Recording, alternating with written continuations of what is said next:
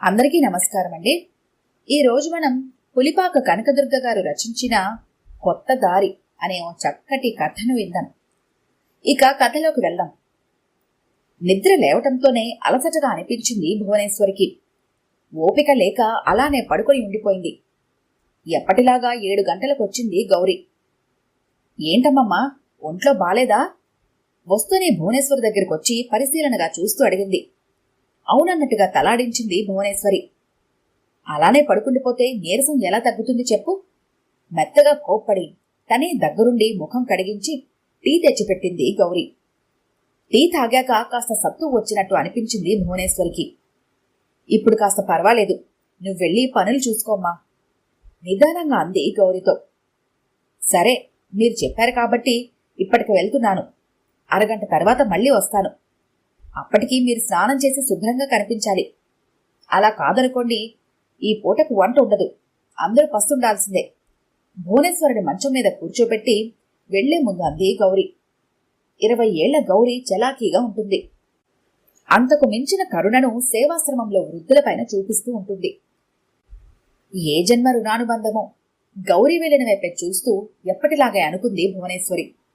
చెప్పినట్టుగానే అరగంట కాగానే వచ్చింది గౌరి. అప్పటికే స్నానం చేసి శుభ్రమైన చీర కట్టుకుని ధ్యానం చేసుకుంటున్న భువనేశ్వరిని గమనించి తృప్తిగా నవ్వుకొని వెనుతిరిగింది. భువనేశ్వరి ఉంటున్న సేవాశ్రమం ఓ చిన్నపాటి వృద్ధుల శరణాలయం. 6 నెలలవుతుంది భువనేశ్వరి సేవాశ్రమానికి వచ్చి. వాస్తవానికి సేవాశ్రమంలో ఉంటున్న వారెవరూ అనాథలు కారు. అందరికీ పిల్లలు, నా అనుకునే వాళ్ళు ఉన్నారు. అనేక కారణాల వల్ల దిక్కులేని వారులా అక్కడ తలదాచుకుంటున్నారు. భువనేశ్వరి భర్త టీచర్గా పనిచేసి రిటైర్ అయ్యాడు. రిటైర్ అయ్యే నాటికి కూతురి పెళ్లి చేసి తన బాధ్యతలు సక్రమంగా నిర్వర్తించానన్న తృప్తిని మిగిల్చుకున్నాడు. కూతురు అల్లుడు ఇద్దరు డాక్టర్లే. మొదట్లో ఇక్కడే నర్సింగ్ హోం పెడదాం అనుకున్నారు. అనుకోకుండా అమెరికాలో మంచి అవకాశాలు రావటంతో అక్కడికి వెళ్లి సెటిల్ అయిపోయారు. కొడుక్కి పెళ్లి చేసి కోడలొచ్చాక నిశ్చింతగా ఉండవచ్చునన్న వృద్ధ దంపతులకు తీవ్రమైన నిరాశ ఎదురైంది. డాలర్ల మోజులో వాళ్లు కూడా ఏడాది తిరగకుండానే ఫారిన్ వెళ్లిపోయారు. పిల్లలు దూరమైన భర్త ఉన్నంతకాలం భువనేశ్వరిని ఒంటరితనం బాధించలేదు. భర్త ఆకస్మిక మరణం భువనేశ్వరిని బాగా కృంగదీసింది. తండ్రి పోయాక ఇండియాకు వచ్చిన పిల్లలకు భువనేశ్వరిని ఏం చేయాలో తోచలేదు. తల్లివారికి ఓ సమస్య అయ్యింది. వెంట తీసుకెళ్లటం సాధ్యపడదు. అలాగని ఇక్కడ వృద్ధాప్యంలో ఒంటరిగా వదిలి వెళ్లటం శ్రేయస్కరం కాదు.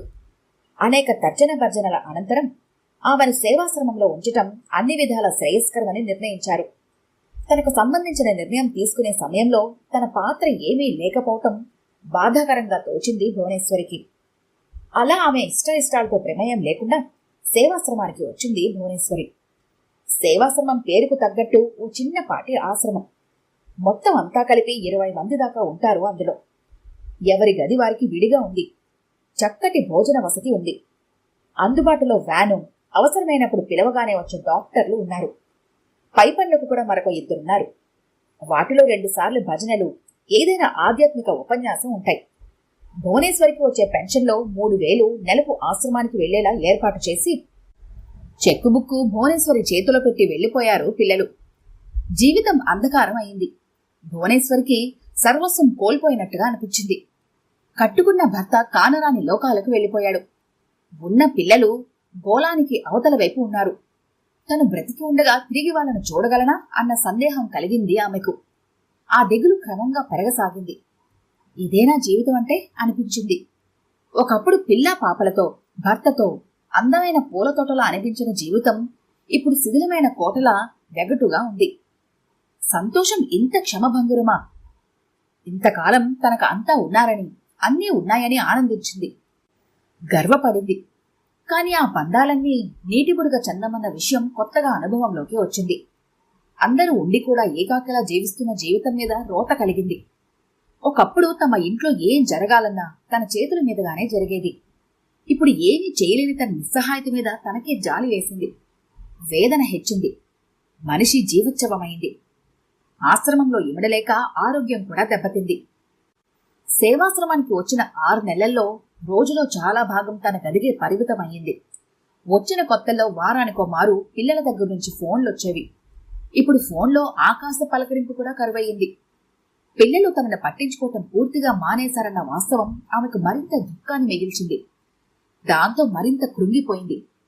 జీవితం అంటే విరక్తి కలిగింది. ఆమె దుఃఖాన్ని మరింతగా పెంచడానికన్నట్టు 2 రోజుల క్రితం మహేంద్ర వచ్చాడు. మహేంద్ర తన భర్త దగ్గర చదువుకున్న విద్యార్థి.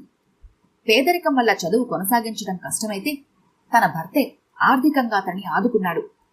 దాదాపు 2 సంవత్సరాల పాటు తమ ఇంటినే ఉండి చదువుకున్నాడు. ఆ కృతజ్ఞతతోనే ఇప్పుడు భువనేశ్వరిని పలకరించడానికి వచ్చాడు. ఆమె పరిస్థితి అతన్ని ఎంతగానో కలిచివేసింది. ఎవరూ పట్టించుకోకపోయినా గుర్తుపెట్టుకొని తన గురించి ఆరా తీసి ఫారెన్ నుండి రాగానే పలకరించడానికి వచ్చిన మహేంద్రను చూడగానే కన్నీరు ప్రవాహమయ్యింది భువనేశ్వరికి. దయనీయంగా ఉంది ఆమె పరిస్థితి. భువనేశ్వరి పిల్లల పద్ధతికి మనసులోనే నొచ్చుకున్నాడు మహేంద్ర. బాధపడకండమ్మా, మీ అబ్బాయి ఉండేది నాకు దగ్గరలోనే. నేను అతనితో మాట్లాడతాను. అసలు వాళ్లే క్రిస్మస్ సెలవులకి మిమ్మల్ని చూడటానికి రావచ్చు ఓదార్పుగా అన్నాడు. వెళ్లే ముందు 10,000 భువనేశ్వరి చేతిలో పెట్టాడు.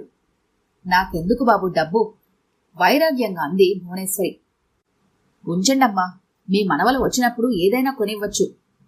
ఆలోచనలో పడిపోయిన భువనేశ్వరి ఒక్కసారిగా ఇహానికొచ్చింది. ఏదో గుర్తొచ్చిందాన్లా తలగడ తీసి చూసింది. 10,000 భద్రంగా ఉన్నాయి. ఆ డబ్బు చూడగానే మనవలు గుర్తొచ్చారు. సెలవులకు వచ్చినప్పుడు వాళ్లకు తన గుర్తుగా ఏదైనా కొనివ్వాలని నిర్ణయించుకుంది భువనేశ్వరి. మనసులో ఏమోలో వాళ్ళు రారేమోనన్న దిగులు రోజురోజుకి పెరిగింది. వాళ్ల జ్ఞాపకాలతో మరికొన్ని నెలలు భారంగా గడిచాయి. ఒకరోజు అకస్మాత్తుగా ఊడిపడ్డ చూడామణిని చూసి ఆశ్చర్యపోయింది. చూడామణి భువనేశ్వరి చిన్ననాటి నేస్తం. చిన్నతనంలో ప్రాప్తించిన వైధవ్యం కారణంగా చూడామణి జీవితం మూడువారిపోయింది. చూడామణితో పోల్చుకుని ఒకప్పుడు తన అదృష్టానికి ఎంతగానో మురిసిపోయింది భువనేశ్వరి. ఇప్పుడు తన పరిస్థితి చూడామణి కంటే మెరుగ్గా లేదని గ్రహించింది. ఇలాంటి దయనీయ స్థితిలో చిన్ననాటి నేస్తాన్ని కలవటం అవమానకరంగానూ బాధాకరంగానూ అనిపించింది భువనేశ్వరికి. నీ గురించి ఎలా తెలుసు అనుకుంటున్నావా? భువనేశ్వరి ఆలోచనలు చదివినట్టుగా అడిగింది చూడామణి. మహేంద్ర మా అన్నయ్య గారి అల్లుడు క్లుప్తంగా అంది. భువనేశ్వరి మౌనంగా ఉండిపోవటంతో ఏవో మాటల సందర్భంలో తన ప్రస్తావన వచ్చి ఉంటుందని ఊహించింది భువనేశ్వరి. ఎలా ఉన్నావు? కొద్ది క్షణాల విరామం తర్వాత ఆప్యాయంగా ప్రశ్నించింది చూడామణి. ఎలా ఉంటాను? అయినవారికి దూరమై జీవోత్సవంలా ఉన్నాను. ఎందుకు భువన అంతలా కృంగిపోవటం? ఇవన్నీ జీవితంలో సహజమైన పరిణామాలు. అయినా నీకిప్పుడు ఏం తక్కువైందని అంత నిస్పృహ? మామూలుగా అంది చూడామణి. ఇంకా ఏం కావాలి? కుటుంబం లేకుండా అయిన వాళ్లకు దూరంగా దిక్కులేని అనాథలా జీవించటం కూడా ఓ బ్రతికేనా? ఏవగింపుగా అంది భువనేశ్వరి. భువనేశ్వరి మనోగతం అర్థమైంది చూడామణికి. అయిన వాళ్లంటే ఎవరు భువన? ప్రశ్నించింది. అయోమయంగా చూసింది భువనేశ్వరి. నీ కుటుంబం, పిల్లలు వీళ్లేగా నీ దృష్టిలో అయినవాళ్లు. వాళ్ళు అయినవాళ్ళు అయినప్పుడు వాళ్ళుండగా నీకు ఈ దుస్థితి వచ్చి ఉండకూడదే? చూడామణి మాటలకు క్రోధం, అవమాన భారం కలగాపొలగంగా కమ్ముకున్నాయి భువనేశ్వరిని. అలా దెప్పిపడవడానికైనా వచ్చింది? నిష్ఠూరంగా అంది. నిన్ను నొప్పిస్తే క్షమించు భువన. నువ్వెంతో కృంగిపోయావని విని నీకాస్త స్వాంతన కలిగిద్దామని వచ్చాను. చూడామణి ఊరడింపుతో కాస్త సేద తీరింది భువనేశ్వరి మనసు.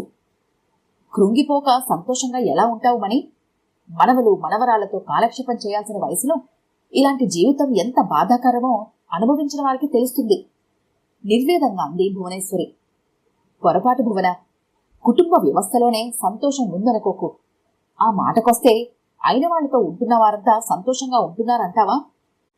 కుటుంబంలోనే సంతోషం ఉందని నీ మనసుని నువ్వు కండిషన్ చేసుకున్నావు. అదే నీ బాధకు కారణం. నిజానికి సంతోషానికి నిర్వచనం కానీ నమూనా కానీ లేవు. మనసు విశాలమైనదైతే సంతోషం లేనిదెక్కడ చెప్పు? చూడామని మాటలు పూర్తిగా అర్థం కాలేదు భువనేశ్వరికి. అవును భువన, చిన్నతనం నుండి దేనికి నువ్వు ప్రాధాన్యత ఇస్తున్నావో అది నీకు దక్కకపోయేసరికి దిక్కుతోచందాన్లా దిగులు పడ్డావు. జీవితం అనేక అధ్యాయాల సమాహారం. ఒక అధ్యాయం ముగిసిపోతే మరొక అధ్యాయం మొదలవుతుంది. అయిన వాళ్ళు దూరమయ్యారనేగా నీ బాధ? నీ చుట్టూ ఉన్న నీలాంటి వారు నీ వాళ్లు కాదా చెప్పు? మనసు గట్టిపరుచుకో. నీతో ఉన్నవాళ్లతో కలిసిపోయి కొత్త జీవితాన్ని ప్రారంభించు అనునయంగా చెప్పింది చూడామణి. అది జరిగే పనేనా? నిరాశగా అంది భువనేశ్వరి. ఎందుకు సాధ్యపడదు? మనసు కుదుటపరుచుకుంటే తప్పనిసరిగా సాధ్యపడుతుంది. ఎంతకాలమైనా కృషించిపోతావు? ఎంత దిగులు పడ్డా నువ్వు మళ్లీ వెనకటి జీవితాన్ని గడపలేవు. ఇప్పట్లో నీ పిల్లలు తిరిగి రారు. నువ్వా అక్కడికి వెళ్లలేవు. చూడమని మాటలు భువనేశ్వరిని చాలా ప్రభావితం చేశాయి. ఆశ్రమం నుండి అనుమతి తీసుకుని చూడమని దగ్గరకు వెళ్ళింది. చూడమని చిన్నపాటి ఆశ్రమాన్ని నిర్వహిస్తోంది. 10 మంది అనాథ బాలికలు, మరో 10 మంది వృద్ధుల దాకా అందులో ఉన్నారు. ఒకే కుటుంబంలా కలిసిపోయిన వారిని చూసి విస్మయానికి లోనైంది భువనేశ్వరి. ఉదయం ప్రార్థనతో ఆశ్రమవాసులు దినచర్యలు మొదలవుతుంది. 8 గంటలకు ఉపాహారం. పిల్లలంతా 1 గంట సేపు ఆశ్రమ ఆవరణలో ఉన్న తోట పని చేసి దగ్గరలో ఉన్న స్కూలుకు వెళ్తారు. వంటకు ప్రత్యేకంగా మనిషి ఉంది. పెద్దలంతా కూరల కోసివ్వటం, ఆశ్రమాన్ని శుభ్రపరచడం లాంటివి వంతుల వారీగా చేస్తారు. ఎక్కడా పొరపచ్చాలు లేవు. ఎవరికి ఏ కష్టమొచ్చినా, చిన్నపాటి సుస్థి చేసినా మిగిలిన వారు మేమున్నామంటూ పక్కనుంటారు. పనులన్నీ అయ్యాక అందరూ ఓ చోట చేరి కబుర్లాడుకుంటారు. కొద్దిసేపు సరదాగా టీవీ చూస్తారు. మధ్యాహ్నం పిల్లలు భోజనాలకొస్తారు. అందరూ కలిసి భోజనం చేశాక పిల్లలు స్కూల్కెళ్తే పెద్దలు కాసేపు విశ్రాంతి తీసుకుంటారు. సాయంత్రం పిల్లల ఆటపాటలతో ఆశ్రమమంతా సందడిగా మారిపోతుంది. చీకటి పడ్డాక పిల్లల పుస్తకాలు ముందేసుకుంటే పెద్దలు తిరిగి వంట పనిలో నిమగ్నమవుతారు. ఓపిక లేని వారు చిన్న చిన్న పనులు చేస్తారు. అక్కడున్న ఎవరికీ నా అన్నవారు లేరు. కాని అలా ఫీల్ అవ్వరు. అందరూ తమవాలేనని అనుకుంటారు. అందుకే కాబోలు ఆనందం అక్కడ స్థిరనివాసం ఏర్పరచుకుంది. ఒంటరితనం, వేదనలకు అక్కడ తావు లేదు. ఆదివారం వచ్చిందంటే పండగ వాతావరణం నెలకొని ఉంటుంది. మిగిలిన రోజుల్లో చేసుకోలేని పనులు పూర్తి చేసుకోవటం, పిల్లలు పెద్దలు ఒక చోట చేరి చిన్న చిన్న గేమ్స్ ఆడుకోవటం లాంటివి చేస్తారు. చూడమని చూస్తుంటే అబ్బురం అనిపించింది భువనేశ్వరికి. సంతృప్తి, సంతోషం తన సొంత అన్నట్టుగా ఉంటుంది చూడమని. ఎవరన్నారు సంతోషం ఒకే విధంగా ఉంటుందని? అందర్నీ తనవారిని భావించే మనోవైశాల్యం ఉండాలే గాని ఆనందానికి కొరవేముంది? సంతోషం, దుఃఖం మనసును బట్టేనని అర్థమైంది ఆమెకు. సంతోషం భగవదత్తమైనది. భగవంతుడిని చేరుకోవటానికి ఎలా అనేక మార్గాలు ఉన్నాయో, సంతోషం పొందటానికి కూడా అనేక మంచి మార్గాలు ఉన్నాయి. యవ్వనంలో లభించిన నాది అనుకునే కుటుంబం అదృష్టవంతులకు కడదాకా ఉండవచ్చు.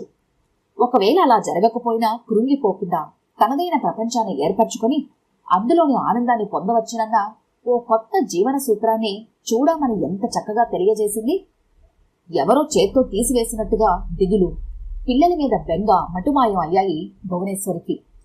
చూడమని దగ్గర 4 రోజులు గడిపి వచ్చిన భువనేశ్వరిలో అనూహ్యమైన మార్పు చోటు చేసుకుంది. ఎప్పుడూ దిగులుగా ఉంటూ తన గదికే పరిమితమయ్యే ఆమె ఇప్పుడు తక్కిన ఆశ్రమవాసులతో కలివిడిగా ఉంటుంది. పంచుకున్న కొద్దీ దుఃఖం ఎంత పలుచబడుతుందో ఆమెకు అనుభవపూర్వకంగా అర్థమైంది. ఆశ్రమంలో జరిగే అన్ని కార్యక్రమాల్లో ఆమె ముందు వరుసలో ఉంటుంది. సత్కాలక్షేపానికి నలుగురిని కలుపుకొని గుళ్ళు గోపురాలు దర్శిస్తోంది. అడపాదడపా చూడమని కలుస్తోంది. వీలును బట్టి చూడమని కూడా భువనేశ్వరిని చూడటానికి వస్తుంది. స్నేహితురాలి రాక భువనేశ్వరికి అత్యంత ఆనందాన్నిచ్చే విషయం. నెలకోసారి కొడుక్కి కూతురికి ఫోన్లు చేస్తుంది. ఇది వరలో తన పట్టించుకోని స్నేహితులకు, బంధువులకు ఫోన్లు చేసి యోగక్షేమాలు పట్టించుకుంటోంది. పండుగలకు, పబ్బాలకు అయిన వారికి గ్రీటింగ్స్ పంపిస్తోంది. ప్రపంచం ఎంత విశాలమైనదని తెలియక అంతా అయిపోయిందని దుఃఖించింది తనేనా అని ఆశ్చర్యం కలుగుతోంది భువనేశ్వరికిప్పుడు. తిరుపతి వెంకన్నను దర్శించుకొని తిరిగొచ్చారు చూడమని భువనేశ్వరి తదితరులు. సమవయస్కులతో ప్రయాణం, దేవదేవుని దర్శనం భువనేశ్వరికి అలౌకికమైన అనుభూతిని మిగిల్చాయి. సేవాశ్రమానికి తిరిగి వస్తుండగా అంది భువనేశ్వరి, మణి కొంచెం కారుని పక్కగా ఆపమని చెప్పు. డ్రైవర్తో చెప్పి కారును ఆపించి ఎందుకన్నట్టుగా చూసింది చూడమని. మా ఆశ్రమంలో గౌరీ అని మనసున్న మంచి అమ్మాయి ఉంది. ఆ బంగారు తల్లి పెళ్లికి ఓ చిన్న బంగారు నగను కానుకగా ఇద్దామని చూడమనితో కారు దిగుతూ చెప్పింది భువనేశ్వరి. చాన్నాళ్ల క్రితం మహేంద్ర ఇచ్చిన 10,000 సంతోషం అన్నట్టు గరగరలాడాయి. స్నేహితులిద్దరూ నగల షాపు దిశగా అడుగులేశారు. ఈ కథ కనుక మీకు నచ్చినట్లయితే లైక్ చేయండి, షేర్ చేయండి. మరిన్ని ఇంట్రెస్టింగ్ కథల కోసం మా ఛానల్ని తప్పకుండా సబ్స్క్రైబ్ చేసుకోండి.